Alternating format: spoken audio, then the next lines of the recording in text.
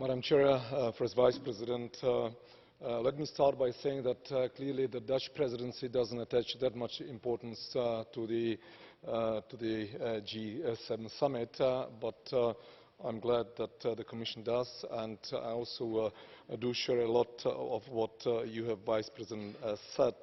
A number of important points, I think points that are relevant for the agenda, points where the EU has a lot to show. I mean, on the background of all the crises that we are facing, I think that there is plenty of positive message, and I'm glad that you have raised it. I also appreciate what you have said about the investment, structural reforms, and of course sound finances, as well as the distortion of the market and the reaction the EU has to have in this respect. But you have also used the word confidence. Confidence on the markets. I would use the confidence in a different context. Confidence in G7. I think that the reality is that from the last summits of G7, we do not have that much to really cheer about. I mean, G7 for me is an important forum, and I think that it can be a very successful one. But there are ingredients which are absolutely key. Problems identified, we have mentioned some of them, and I think we have plenty of those. Then we need to be able to arrive at a certain degree of consensus, if not unanimity.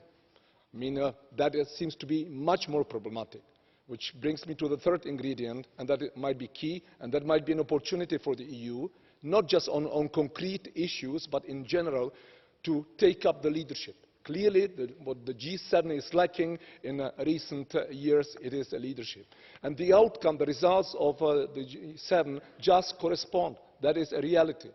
And if we look at the agenda is full, relevant, but we already know in advance that it's going to be extremely difficult to agree on the common growth strategies. The ministers were unable to agree on it. Hopefully, the summit will do better, but on one of the key points on the agenda, clearly we are unable to agree, or we have difficulties. So I would expect the President Juncker and President Tusk to show leadership in this respect, and not just to show in our window screens what we can be rightly proud of, but really take up the leadership and deliver. We are not delivering, and I think the public expects that. Thank you.